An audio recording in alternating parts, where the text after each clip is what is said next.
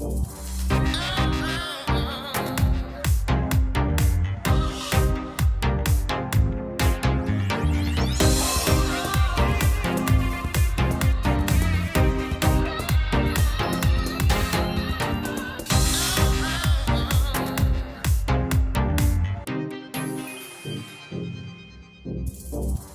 everyone, you are watching the Chrissy B Show, and our aim here is to help look after your mental health and well-being.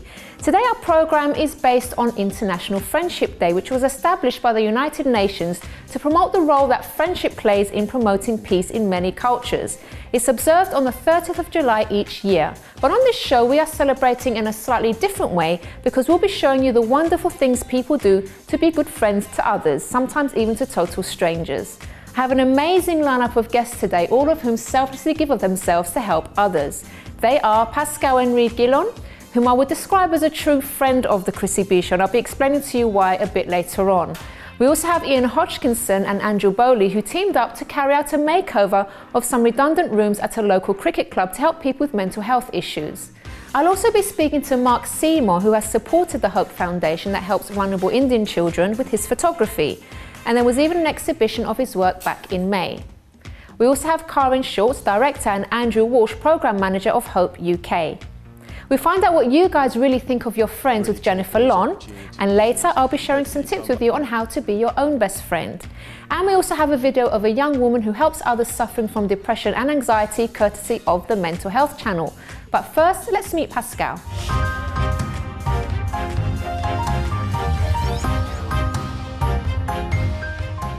Welcome to the show, Pascal. Thank you. So I have to say it's a really big honor for me to have you on the show today, because I would describe Pascal as a true friend of the show. We kind of met over a year ago now. Quite. Via Twitter, wasn't it? No, actually you emailed. Email as well, yes. Mm-hmm. And you were so nice in your email and what you said about the show and everything about what we're doing. And ever since then, Pascal's basically been tweeting the show everywhere. Really trying to get the show out there, and right. You know, you're not getting paid for this. You do it, you know, in your free time, and actually you do more social media than I do sometimes. Quite, yes. Which is quite funny. But first of all, before we get into why you particularly like this show, tell us a bit about yourself. Where are you from originally? And well, briefly, with my accent, as we know, I'm French, and more or less, when I was younger, I did go to Germany to do my national service, became sergeant. Then did go to England because I wanted to learn English, met my future wife, Claire. Mm-hmm. We traveled for 4 years, did go to Scotland, shot to the States for 7 years, did travel there, had some businesses that we created ourselves, came back, got married in England, in France, sorry, had 2 girls. We did 7 years in the UK and decided to take our 2 small kids and shoot off to the USA again. Okay. Which we did for 5 years. What was it about USA that attracted you so much? I guess for our family that did teach us some grit, and the way that if you want to do anything, usually you got a shot at it, and if not, but it's the mentality of going the extra mile, going outside of yourself to be the best or the worst, whatever you decide, but usually the best. And I think we wanted our kids to see it, and I think they learned from it. They were there for only 5 years. We chose already. Mm-hmm. Okay, and then you decided to come back to the... Via France, because we did 3 years as well, but the kids said, time out, because France was great, it's very Latin, so they wanted to come back to something just a bit smoother, if you like. Okay. And they were born in England anyway, so... and then we decided to back off of our adventures, and my wife is going to be a writer.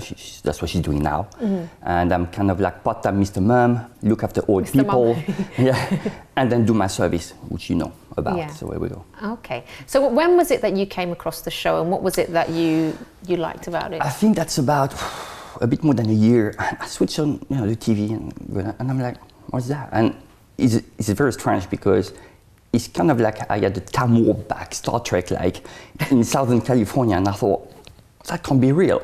A positive show, people that are friendly, people that want to positive Britain, and that did really took me by surprise, because on the British channels, you haven't got enough of shows like yours. Well, actually, you've got none, to be frank with you.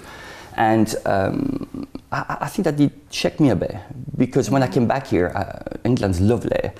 but the morosity is still there a lot, you know, because of mental health, as you know. And the news are too negative. Yeah. There aren't enough good news. It's quite depressing, isn't it? It is. When you go to work in the morning, you know, you don't even switch on the channel sometimes. So yes, I think you did surprise me a lot. Yeah, definitely. And then you got in touch with me. I got in touch because the nicest email that I've ever received from anyone, I have to say. You're welcome. Nice. The thing as well is that I'm on top of my service. I promote certain people. You've seen my website, and I've got some pretty heavy people. You know, I mean, some strong charities, this and that. People that trusted me to boost them, like you. Because I do Twitter, but I do emails, I send postcards. I mean, I've got other levers. I don't just use Twitter in order to try to show people that you should invest in positive things, i.e. your show. So that's what I do. Why do you do it though? Because obviously, like I said, I mean, it's not something that just takes a couple of minutes. Right. You do invest time, and it's not, as you said, it's not just this show that you help out for free, you know, out of the goodness of your own heart, but there are others that you do that for. What is it? Why do you do it? It's been 10 years now. I would say when I was in the States, you know, I had a bit of a wake-up call, spiritually, if you like. You know, I used to, not many people know that, but you know, I used to be sometimes, you know, on the street, you know, see other people and how hard it was. And I've seen a lot of people that are talented, but they've got no hope, you know, and nobody's helping them. So spiritually, God is my boss. So if you got something to do, to share back, a smile, shake hand, do more, you know, give them something, whatever it is, right? Yeah. It positive up the planet, and if you touch each other doing it, it's like a chain reaction. You know, it's not too difficult to do really, but it's quite amazing how a lot of people are in a haze right now, you know, and they go on text stuff all the time or whatever, and they don't communicate enough. You have got to help back. So I'm doing it for free because if you've got a power or something that you're good at, you should share it back, point. It makes you whole. I met Stanley in 2008 quickly, the guy that did Spider-Man, whatever. And I thanked him. I said, you know, when I was a kid, I used to read Spider-Man and all that. Yeah. And you kind of like helped me to go through the teens years. But I wanted as well to help like a superhero. I'm not the only one. But what I'm saying is, it's a cool thing, really. If you can do it, well, you do it with your show. But it's got to be out more. It's not enough. Yeah. So it makes you feel good as well. Like it makes you feel good. It makes you feel to be in control of my own destiny. I might not have much money. We do a small job right now to try to do our own dream, by the way, you know, which is helping people anyway. But the thing is, I don't know. I think by doing it, I feel more noble. Yeah. You know, it's noblesse oblige, as they say. You know, and anybody can do it their own way. You can't buy that stuff. No, and I just wish more people had that same kind of mentality, and hopefully, you know, through things that you're doing and through this show as well, it will kind of wake people up to do more for other people. Right, I think it's coming up, but you've got to ignite it. Yeah. Now I have to ask you, Pascal, about this tagline that you have, Stratofab. Stratofab. Where did you get that from? I don't know. Just one day I had Stratofab for you. Yes, because amazing. I thought it was more than awesome. So it just came in, you know, and quite some people use it now in the States. And yeah, here. They are. Yeah. Yeah, I think it's really pretty cool. But yeah, your show is Stratofab. Yeah. Oh, that's so nice. It is really. I mean, you know, I've seen what you've done the past 4 or 5 years already. You're getting, you know, it's quite good. But people, I mean, at work, nobody knew about your show, and suddenly everybody wanted to check it out because of all the people that have depression. There's so many of them. So many, I know. It's just incredible. So here we go. Oh, well, Pascal, I want to thank you publicly. No because, problem. You know, I've said thank you so many times in tweets and stuff, but I just really want to thank him publicly because he is, you know, giving himself selflessly, really helping out. It's been so, you've put me in touch with some great guests who we've actually had on the show. Yes, I did. Yeah, and so he links me up with people. It's so, so and the night is younger, so. And the night is young, and he's got so many plans for the show. So, yeah, you guys we need to soar. Yeah, for sure. We're going to soar, definitely. I agree with that. Thank you so much, Pascal. No problem. Anytime. Thank you. Thank you. All right, guys, so don't go away because before the break, we have also this video to show you, which is called Circle of Friends, and this is courtesy of the Mental Health Channel.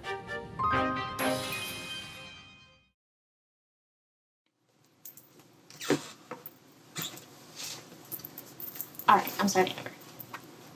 Hi, my name's Emily May, and I've been battling clinical depression and anxiety since I was 6 years old.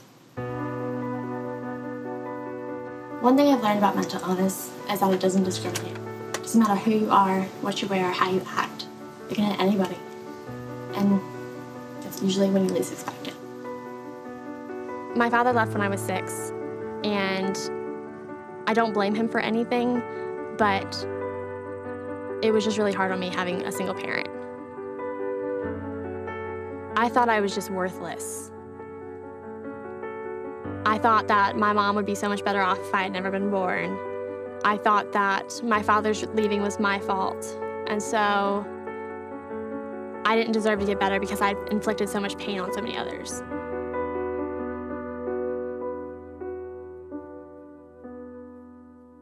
Back in January of 2014, January 28th to be exact, I started a nonprofit organization to benefit mental health.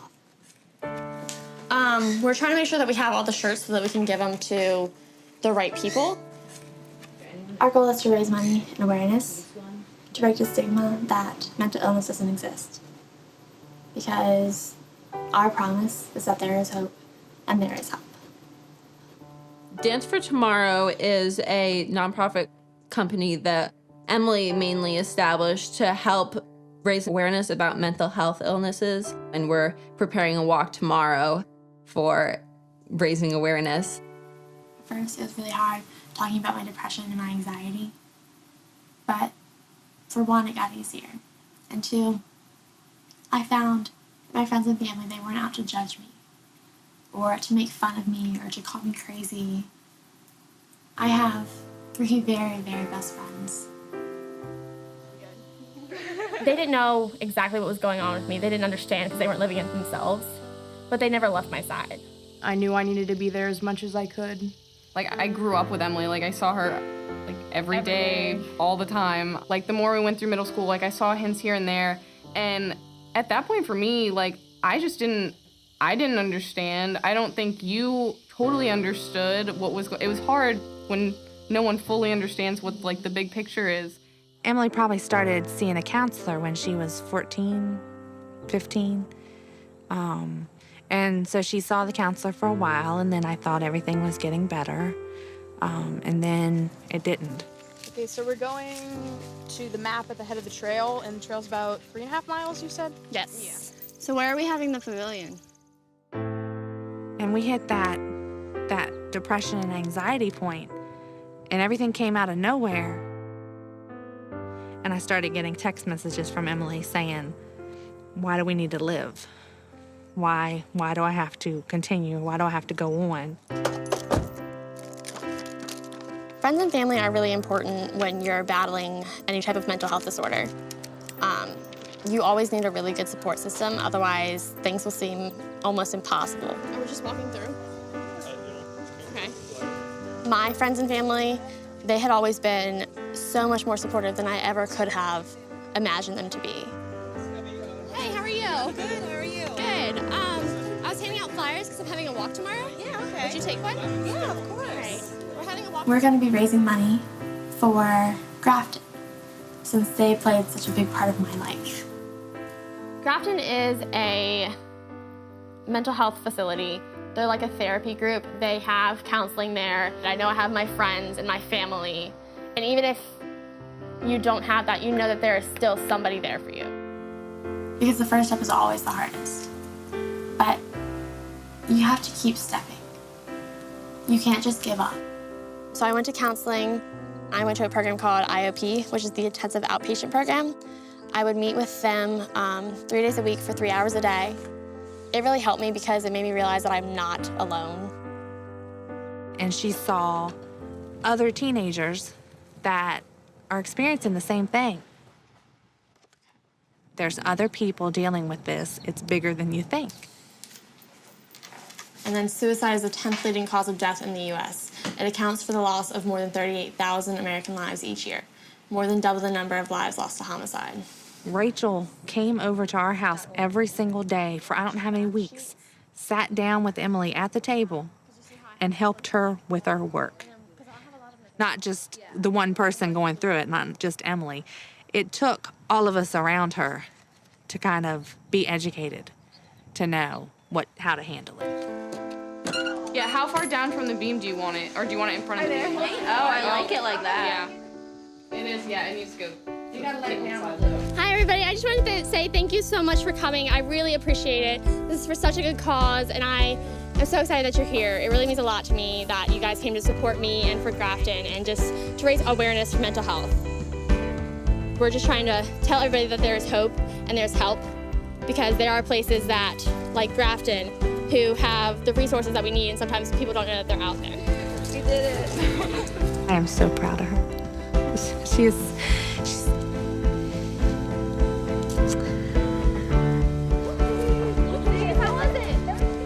The advice I would give to somebody who's young and battling mental illness is don't be afraid to tell people.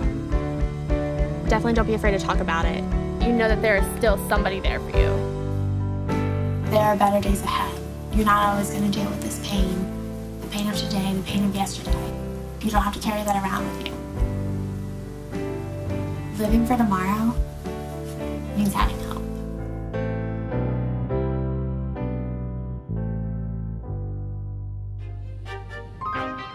Thank you very much to the Mental Health channel for that video. And if you want to know more about them, you can check out our contributors section on our website, and that will link you straight to their website to see all the other videos that they have there.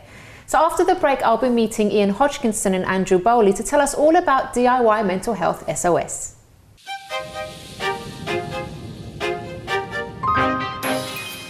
Welcome back to today's program, everyone, where we are celebrating International Friendship Day in our own way and actually talking about great people who do things for others. And, you know, they're not just thinking about their own lives, but are reaching out to do their part. So now I have with me Ian Hodgkinson of Hodgkinson Builders and also Andrew Bowley of the Cricket Derbyshire Foundation. Hello, gentlemen. Hi. Hi. Lovely to have you both on. Thank you.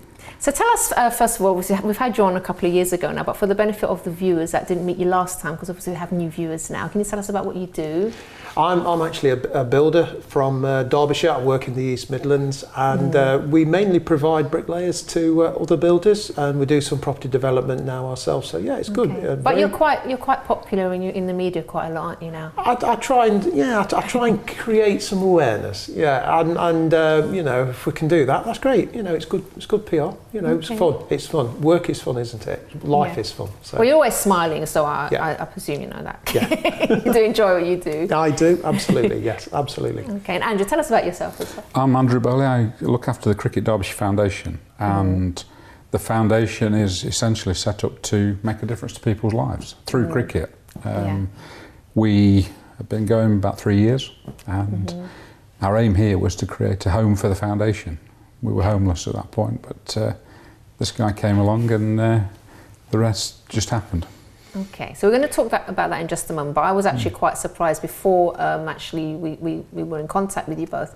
I didn't realise that in the cricket world there were so many people that suffering from mental health issues, and actually it's one of the worst, if not the worst, area to actually for mental health issues. Yep. That was quite surprising. It is a surprising statistic. We looked at different things. Players are very competitive in the cricket world, and essentially in a dressing room there are 9 guys there, or girls in ladies' teams, who want the 2 people in the middle to fail because they want to go. Quite simple. The same when you're on the field, bowlers are bowling, you've got 2 people bowling in the game. Other people want to get their chance to bowl. In the competitive professional world, it's dog eat dog. You're playing for a contract, and you've got to succeed, otherwise you don't get a contract, and it's as simple as that. The dressing room is also an interesting domain. I've played cricket for a number of years on an amateur basis, and from April to probably middle of September, you're with your mates on a Saturday afternoon, enjoying each other's company in a pavilion. Actually with a bit of a release, letting things go, chatting, you know, not worrying about the things that are going on in the world.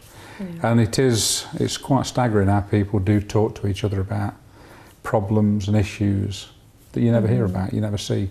But friends, when you're in that friendly environment, that's what tends to happen. And it's when you shut up shop in September, it's a little bit isolated because everybody goes their separate ways for the winter, and you often get people don't have that release point, that place to go where they can talk to their mates or be around people. And I think we've found that's often where problems occur. So tell us, how did the two of you meet, and why are you so interested in mental health, actually? Because you've had your own experience. I remember you spoke about it last time. Yeah, it is close to my heart. I had an employee who worked for me for 10 years, he took his own life. So I think it's when you hear stories like that it really brings it home. Yeah. And from my point of view, you know, if you can create awareness using whatever profile you've got, ours, and you know, you go into a project or whatever it is, and you try and make that difference in many ways. I think through a mutual friend we were introduced, because we've known each other for what, 3 or 4 months. So you know, this is helping her. Feels like you've known each other longer, actually. It does. Yeah. It does. But again, that tells a story in itself. That the short time we've known each other, we've been able to come up with this project and execute it and deliver it, and that's what you can do if you have a plan and a goal. And again, it's not actually what we did. It's how we did it. And tell us, what is the actual project? What was it that you did? Well, in case the viewers missed what I said. Yeah, it was. We were making over 2 redundant rooms that the Derbyshire County Cricket Club had donated at their ground, and it was Andy's sort of vision that, you know, his foundation could go into these rooms. So, and you know, and when you look at it, it looked impossible. But you know, galvanising people and getting the message out, it's actually, you know, it's not, you know, it's something that you can do, you know, and it's just bringing the power of the community together. It is actually bringing the community together, and if you can, and if your message is that what seemingly seems impossible, you can make possible by help, and it can be done. So quite a few people turned. It was that you did this over 2 days. You refurbished. You put everything together in 2 days. 2 days. That's amazing. Yes, it was. First day we had 60 turn up. Yeah. Yep. And on the second day we had nearly 100. I think it was something like 99. But I'd had quite a busy couple of days actually, because it was on a Thursday and Friday, and on the Thursday night my wife wanted to go and see Lionel Richie in Birmingham, so I had to get back early morning. So it was all a bit of, yes. So got to keep the wife happy. You've got to keep the wife happy. Yes. So I can remember just turning up at around about 8 o'clock on the Friday morning, and I said to the guy that was signing everybody in, how many have got turned up? And he said 15. So I'm thinking, ooh. Oops. Just bear in mind, it was raining at this point, day 2. Yeah. And Rachel and I sat and looked at each other and said, no chance. Yeah. So we're just teetering, and I'm thinking, how do I get out of this one? You know. So, but as the next hour rolled on, somebody came running up to me and he said, "Have you seen the queue?"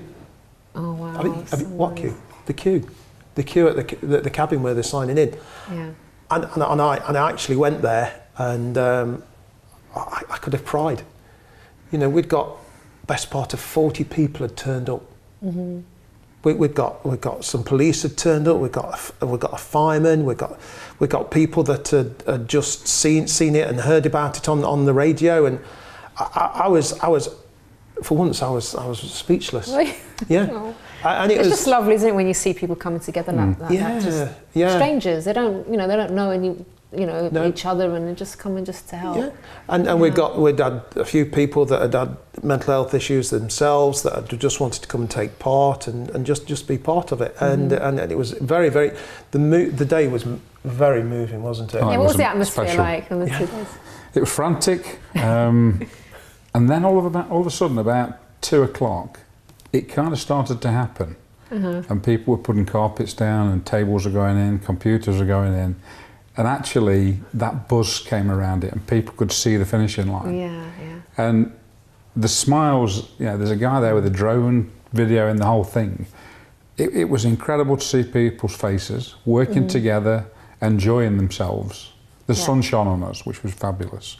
Yeah. And it was infectious. People came and it got done. And I was staggered. But, you know, it's kind of an interesting come down after you've done it, because it is like coming off a cliff, having finished it, because it was such a manic few weeks. But it was, you know, a lady today who's been texting me saying she'd like to come down. She came down for the event. She works for the Samaritans as a volunteer.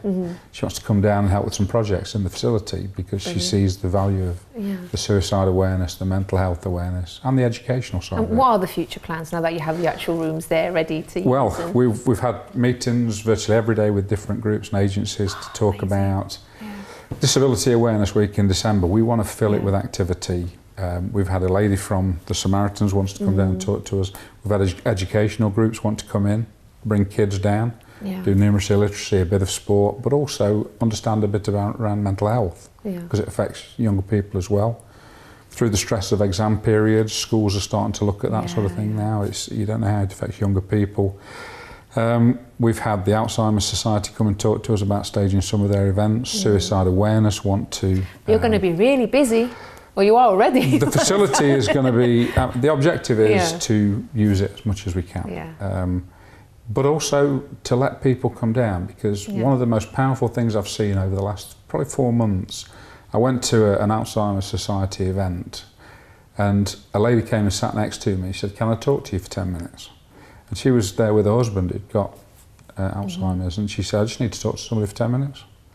And that's the release she wanted. And if we can do that, and let people sit out in the sunshine and see the pitch and watch a bit of cricket and just get that release, that's worth it. Beautiful. That's so nice. You know, to use one of Andy's phrases, it's making a difference. And you know, life, you know, business life is you know, I work hard, and you get opportunities in business life, don't you? And you can use those opportunities to put something back.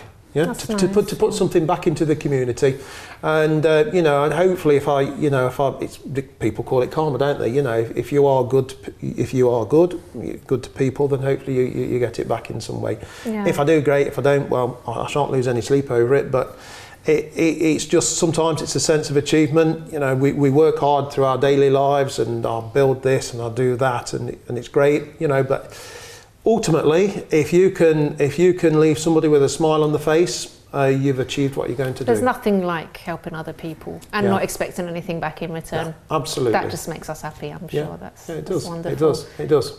Just using, you know, your initiative to do good. It's great. And it doesn't take much. You don't have to do a whole building project like these gentlemen have. You know, sometimes it's just to smile at someone, or just to be there, ask how someone is. You know, get off your phone, stop going on your social media every 5 minutes, and just look at the person next to you and see, you know, are they looking a bit down, or do they want to have a quick chat? It's just small things that we can all do that can make such a huge difference.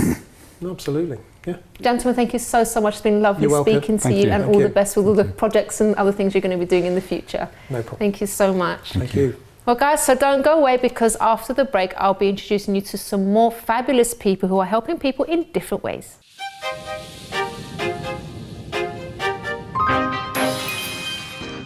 Chrissy B, and my show is all about improving your mental health and being happy. Join me every Monday, Wednesday and Friday at 10 p.m. on my channel Sky 203. Visit chrissybshow.tv for more information, and subscribe to our YouTube channel Chrissy B Show. You can also follow us on Twitter and Instagram at Chrissy B Show, and on our Facebook page, The Chrissy B Show.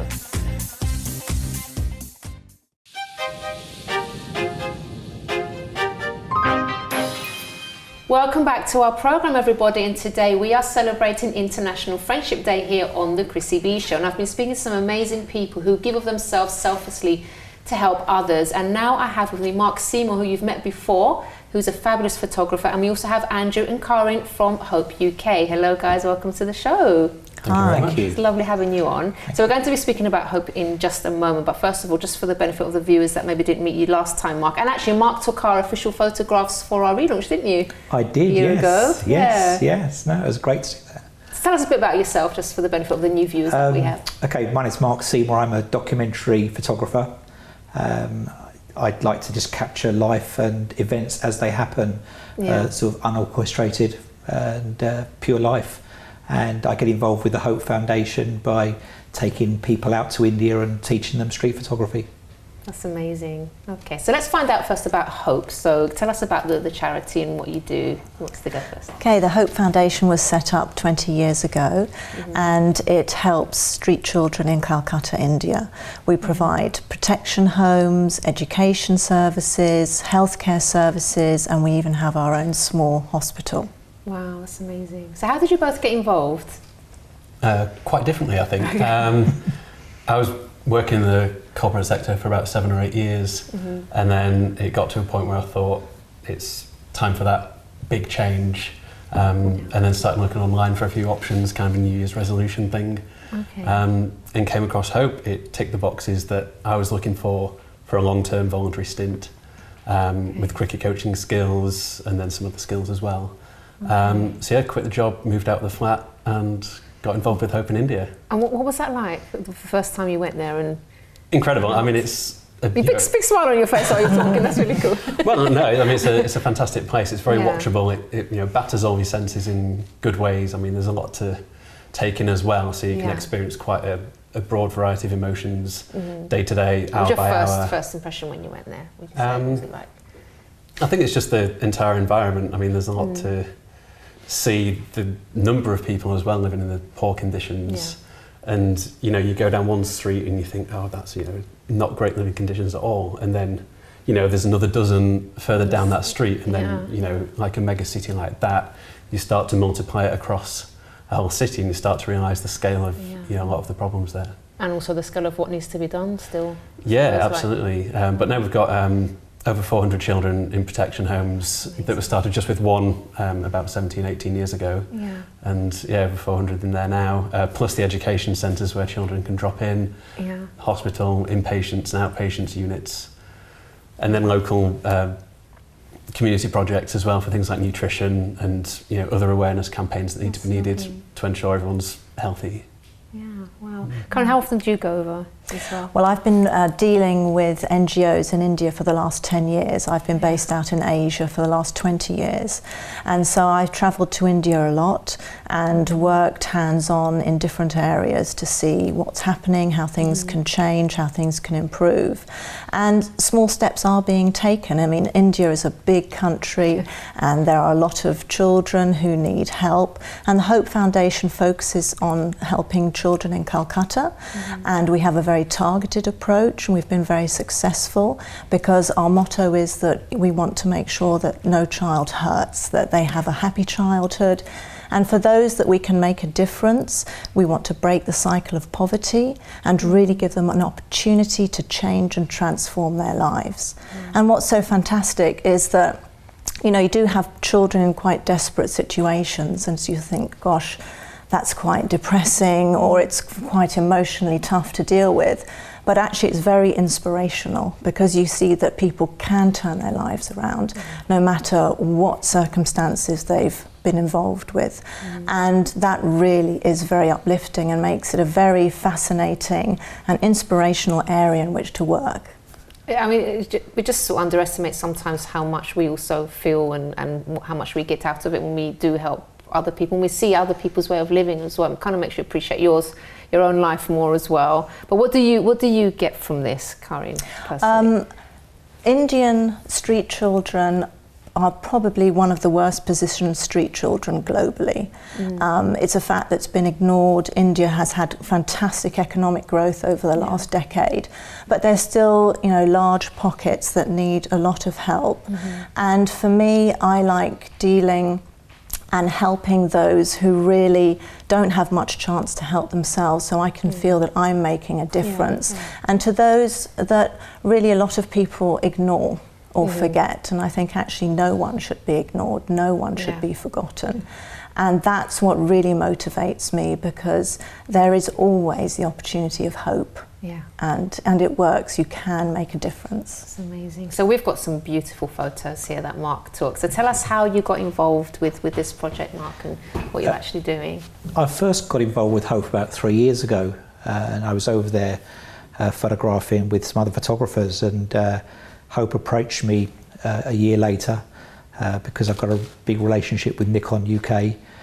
They sponsor me, so we kind of pulled everything together. Yeah. So it enables us to promote the courses through Nikon on their training site, and then from that we can fill the courses up, and then from each person that comes on the course, you know, we make a donation of £550 per person directly to the Hope Foundation. That's amazing. Wow. So people get a lot out of it because, you know, when they're there, they buy into it and they actually see what a difference they're making, and it's self-perpetuating because the photographs then are used by Hope to promote the next course or promote other activities they're doing. Yeah. So it works kind of all round, and you know, I love photographing the streets and, you know, what's life, all that sort of thing. Everything so well. You know, I'm just going out there having a great time, and you know, it just works all the way around.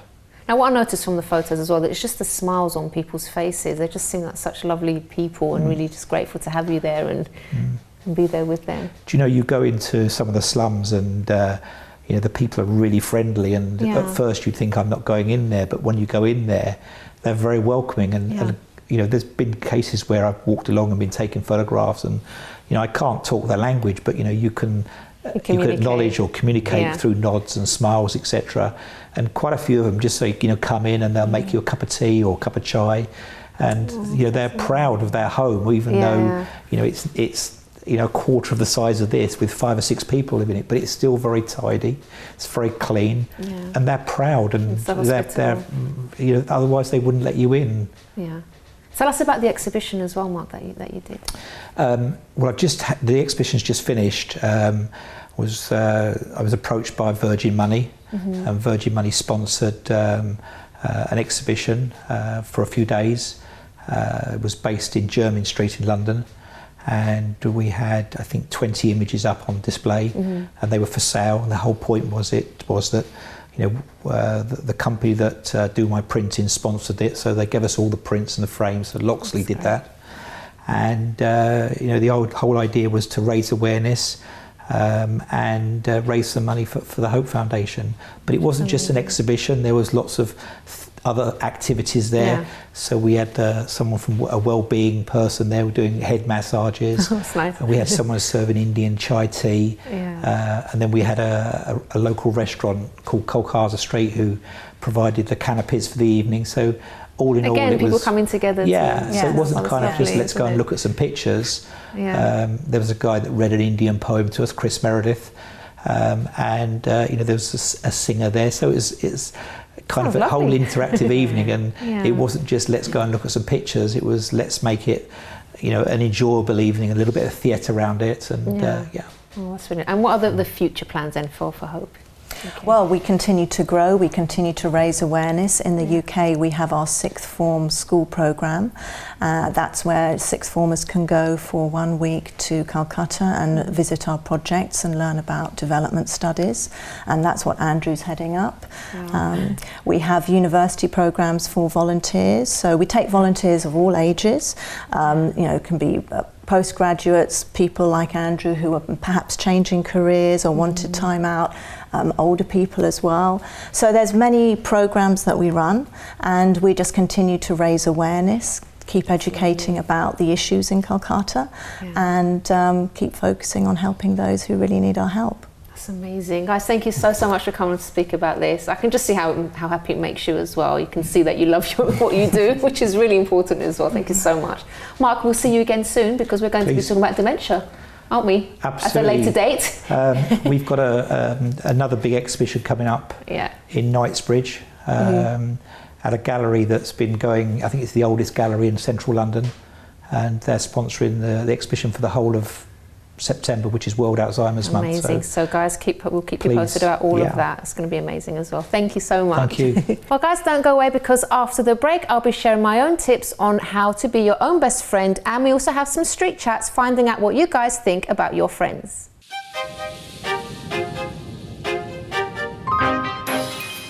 Welcome back to our International Friendship Day program here on the Chrissy B Show, and we've had some fantastic guests on. If you've missed the beginning of this program, you can head over to our YouTube channel in a few days' time, Chrissy B Show, and check out this program there, and also have a look at all the other great content we have to look after your mental health and well-being. So now I'm going to show you what happened when we asked people on the streets of London about their friends. Would you like to send a special message to maybe your best friend, a friend? I can't really pick in between all my friends. Got too many to choose from, you know. Too many amazing friends around you. But hopefully by Friendship Day, I'll have chosen. I'd like to send it to Joanne. She's actually my housemate and she's moving abroad for next term of university. So she's going to be in Seattle for like a year and it's going to be really tough. Not her being around, you know. She's always made me laugh. She's a really happy person. She's really great to be around with. And to be honest, I don't know what I'm going to do next year, you know. So what's your message to her then? Other than well, I know she's amazing, I'm getting that impression. So, obviously we're all going to miss her a lot. The whole house is just going to be really difficult, but I just want her to have the best time in America, you know, really take all those opportunities and hopefully come back and it's going to be amazing again. So just, you know, make the most of it. Do you have a worst friend? No, not really. I don't really like to argue, so I like to keep my friends as positive as possible. Fair enough. At the moment, it's Christian and Arjun because they're not here to play tennis. Have you been stood up? Well, yeah, I've only just got here though, but so I'm hopeful that they'll... I'm glad they're not here because you won't be talking to us, so there we go. I wouldn't say I have a worst like friend or like a worst person, you know. You shouldn't really just single out people like that. There should always just be, like, even if talking about a best friend, it's not, a best friend isn't a person, it's a tier. I've always said that, you know. And you shouldn't just say, like, point a finger at someone and say they're the worst person. So, you know, it's quite diplomatic. To everyone, you know.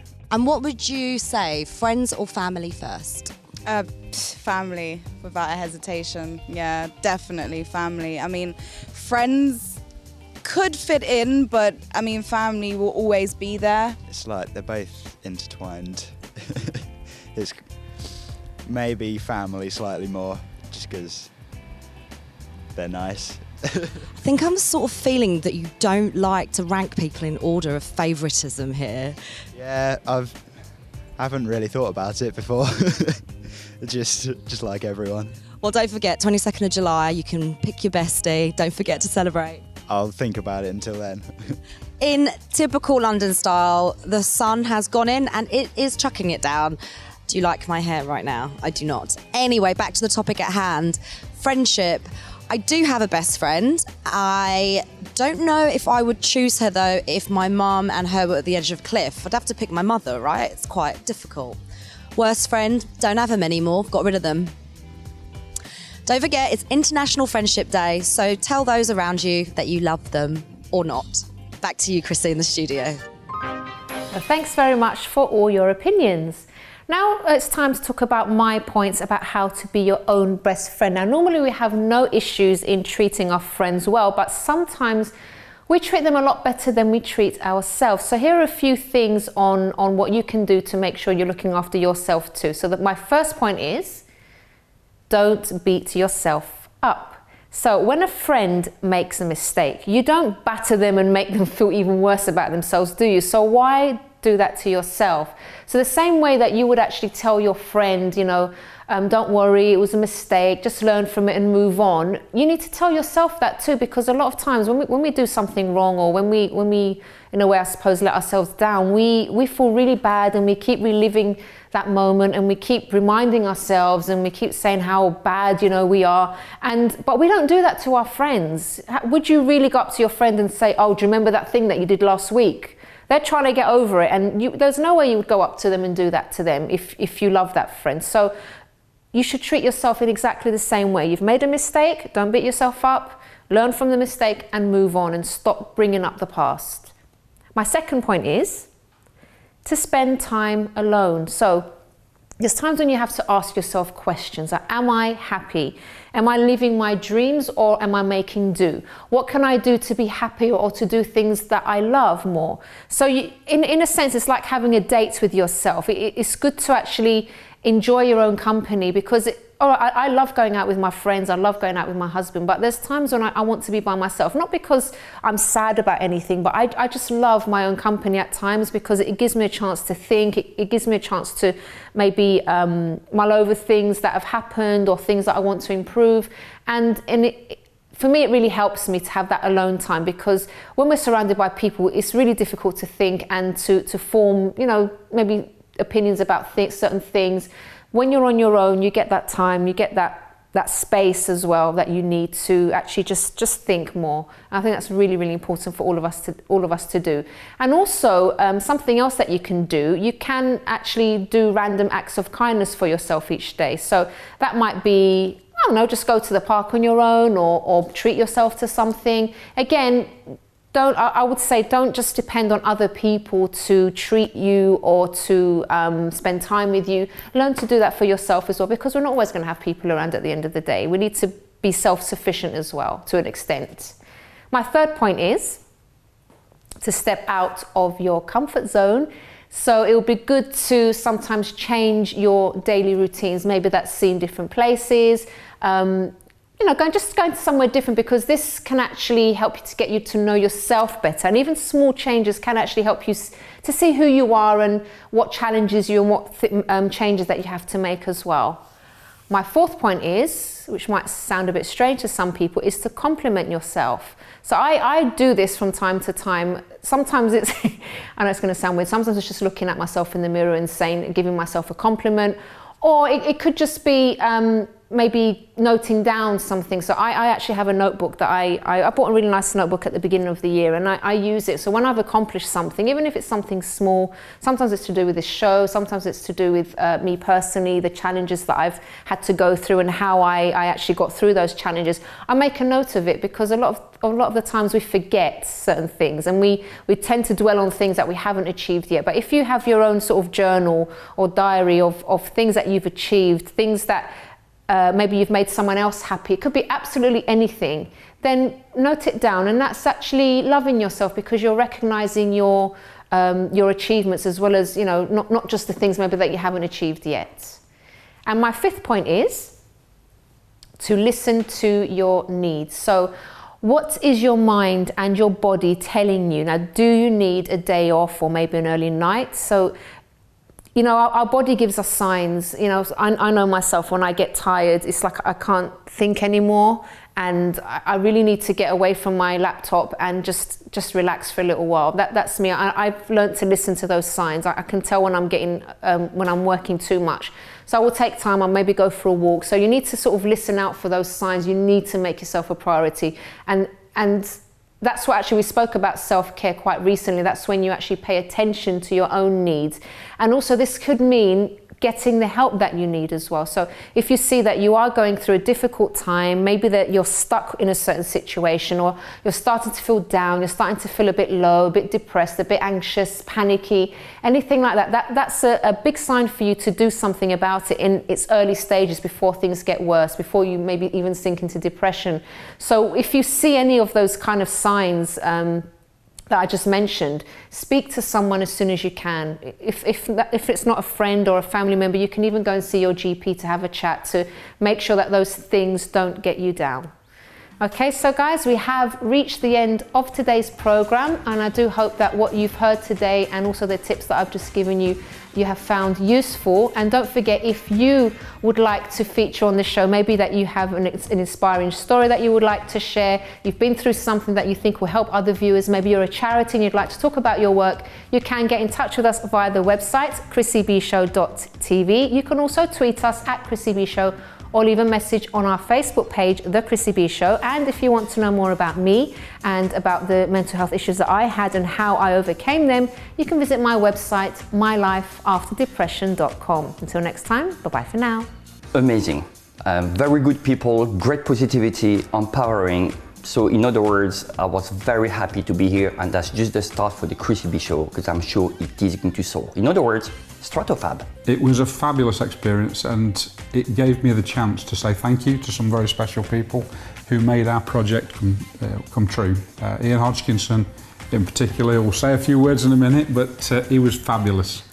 It was a great day, wasn't it? It was.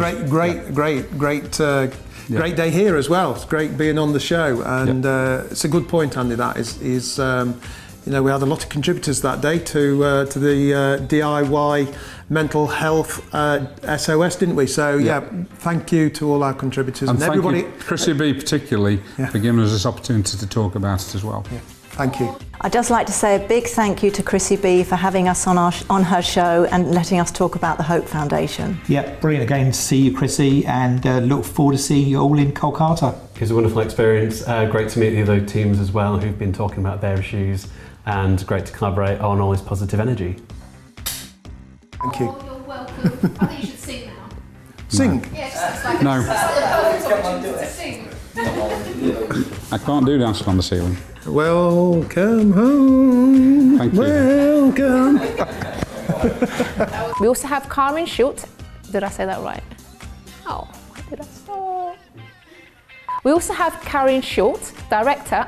Oh no, hang on, sorry. So I'll ask you the question, but don't. I just want to stand on.